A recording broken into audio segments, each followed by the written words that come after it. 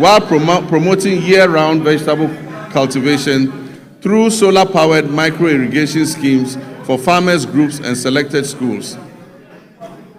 The project is also supporting backyard and commercial poultry production, as well as the distribution of fertilizer and certified seeds to participating districts. This will help strengthen the poultry value chain. We're working to fulfill the promise of establishing farmer service centers across the country to modernize agriculture. Procurement processes are underway for a total of 660 tractors, 400 combine harvesters, and other agricultural equipment and implements. The first 11 farmer service centers will begin construction this year and will provide affordable access to land preparation, harvesting, storage, input supply, extension services, and equipment leasing, especially for smallholder farmers. Mr. Speaker, in the next 2 weeks, I'm going to cut short for the first farmer service center in the Afram Plains. Mr. Speaker, agriculture extension remains the backbone of productivity, and to address the current gap between farmers and extension officers, 540 motorbikes have been procured to improve extension coverage. 150 of those bikes have already been distributed, and we're employing 400 Feed Ghana district coordinators nationwide, while 10,000 young Ghanaians are being enrolled under a 4-year national service agripreneurial program with annual absorption into permanent employment. So far, 3,000 youth have been posted by the National Service Authority under the Agripreneur program. This intervention is strengthening frontline service delivery and creating employment opportunities for young people. We're also placing farmer cooperatives at the center of our agricultural transformation plan. As of October 2025, 70,000 community commodity-focused farmers cooperatives had been established nationwide. And they are serving as platforms to access inputs, mechanization services, climate advisories, aggregation, and fair market negotiation. Government is actively linking farmers to agro-industrial investments to stabilize prices, create jobs, and accelerate Ghana's journey towards food security. A major highlight of this effort is the 154 million Ghana-Italy irrigated commercial farming project to establish a 10,000 hectare irrigation model farm to produce rice, maize, soya, and tomatoes. All produce from this project will be sold locally.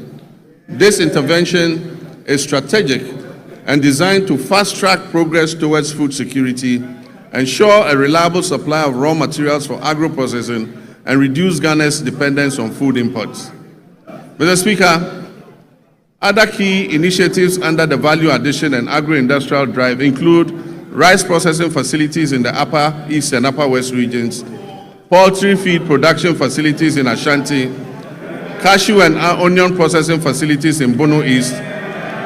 In addition, a 40-ton per day soya processing plant is being established in northern Ghana to support soya bean farmers and reduce their feed costs. The share industry is also being revived through secured export contracts and measures to protect raw material supplies. Mr. Speaker, to reduce Ghana's 300 to 400 million annual poultry import bill, Ghana has launched a comprehensive poultry farm-to-table project.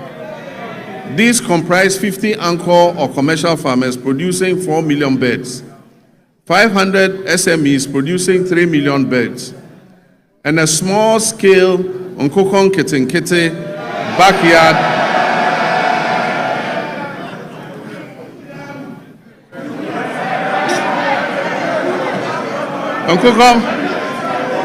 and a small-scale Nkokon Kitinkiti backyard poultry program that is targeting 3 million birds nationwide, with emphasis on women and young children. Mr. Speaker, the Nkokon Kitinkiti program is underway as I speak. And the target is to reach 60,000 households. Even before I launched the Nkokon Kitinkiti program, 720 birds had been distributed during the pilot phase, to 13,000 farmers in 12 districts. I recently opened a poultry processing factory in Bichim to support expected production growth in the poultry sector. Mr. Speaker, education is important and it remains pivotal to our national transformation agenda.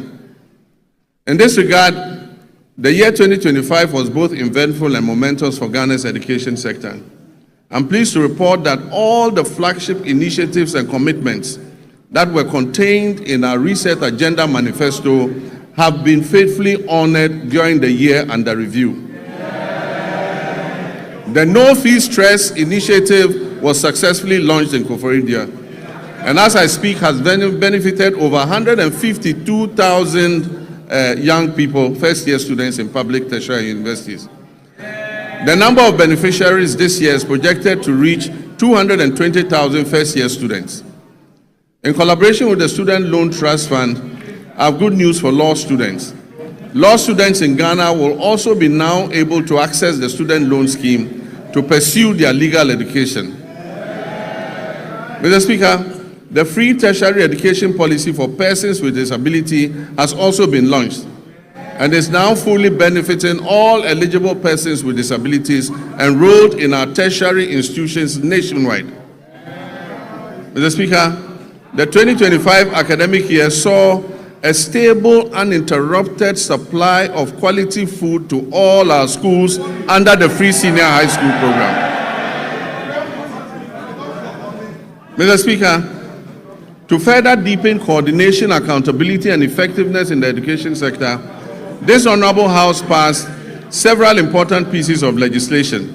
These include: 1, the Kwame Nkrumah University of Science and Technology Bill 2025, the Ghana Scholarships Authority Bill 2025, the Change of University Names Bill 2025, the University for Development Studies Bill 2025, and the Ghana Education Trust Fund Bill 2025. To enhance private sector participation in the tertiary education sector, new legislation will be introduced in this House to ease regulatory bottlenecks and remove the requirement to charter, making it optional. Mr. Speaker, basic education remains the critical entry point into our education system.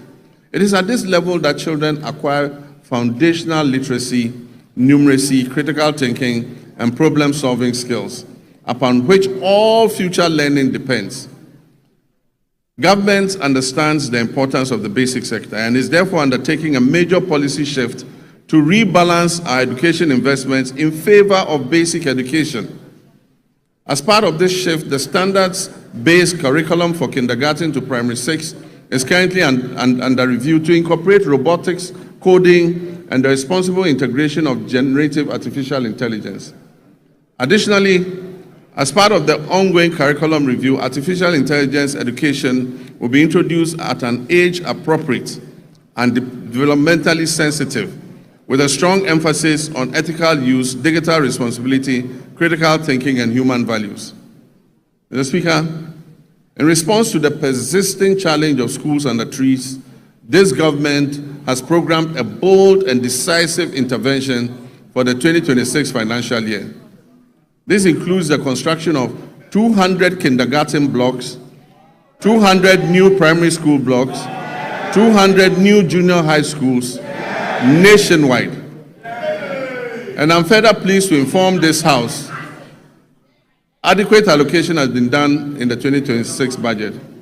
I'm further pleased to inform this House that the government has fully cleared all outstanding capitation grant arrears owed to the public basic schools, as well as clearing all outstanding arrears of BEC exam registration subsidies due to the West African Exams Council. For previous years, the legacy debts to West African Examinations Council have all been cleared. Mr. Speaker, education for learners with special needs is not only a moral right, but